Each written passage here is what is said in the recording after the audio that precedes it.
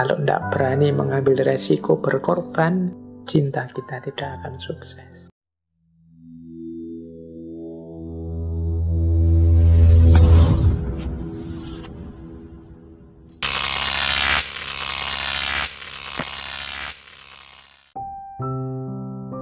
Ada 4 variabel cinta yang para pecinta yang sejati harus siap menjalani atau menerimanya. Variabel yang pertama tadi saya sebut adalah fitrah. Jadi cinta itu adalah fitrah. Mendapat anugerah cinta, mari kita terima, kita syukuri. Meskipun nanti juga kita jalani di jalan yang diridhoi oleh Allah. Jadi tidak salah anugerah cintanya, cuma kita hidup ini ada nilai dan norma yang harus kita ikuti. Karena kalau tidak, cinta itu justru akan menghancurkan kita. Kalau kita tidak mengikuti nilai dan norma, kita justru merendahkan cinta kita sendiri. Kita menjatuhkan cinta kita ke level yang paling bawah. Kemarin-kemarin ini kan rame itu kasus pelakor lah, kasus macam-macam itu. Ya kalau bahasa saya, seandainya memang itu cinta, bukan cintanya yang salah, tapi cara mengekspresikannya yang tidak di jalan yang sebenarnya.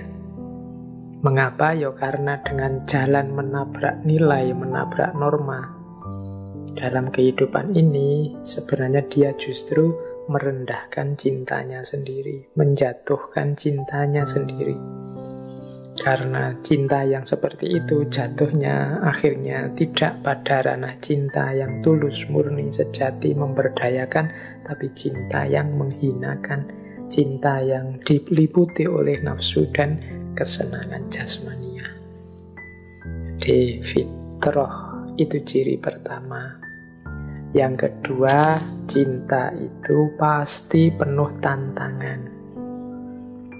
Jawablah tantangan itu dengan cara yang cerdas, cara yang berakhlak, cara yang beradab.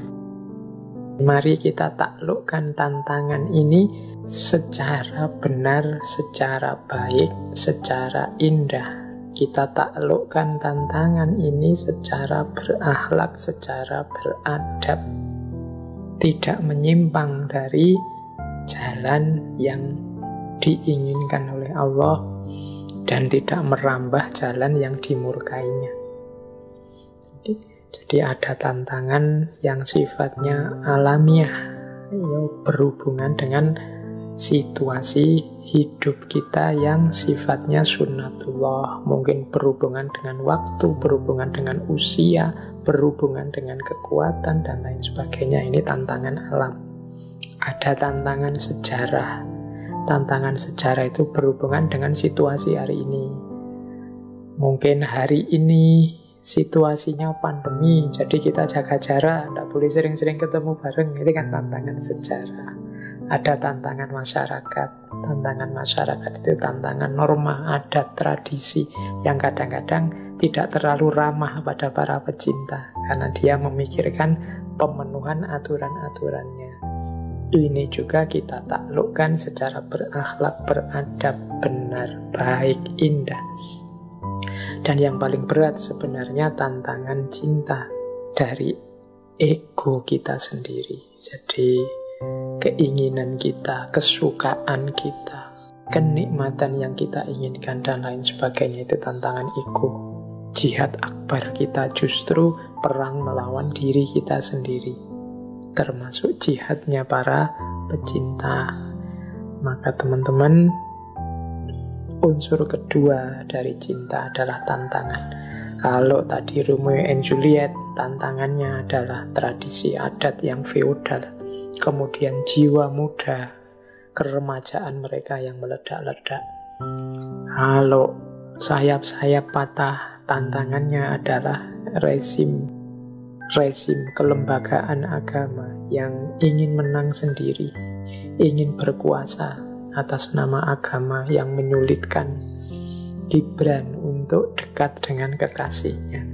Dan juga jiwa Gibran yang introvert, tidak ingin terang-terangan menyatakan perasaannya. Dengan bagi saya, bahasa saya ego tadi.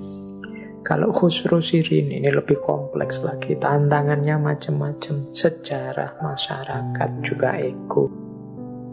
Hari ini kita belajar juga tenggelamnya kapal Van der Wijk. Di situ ada tantangan dari budaya, dari tradisi, juga tantangan dari kepribadian masing-masing. Tantangan kita selesaikan, kita carikan solusi lewat unsur yang ketiga, yaitu perjuangan. Perjuangan cinta kita, saya bilang tadi, tetap dijalankan dalam koridor kebenaran, keindahan, dan kebaikan.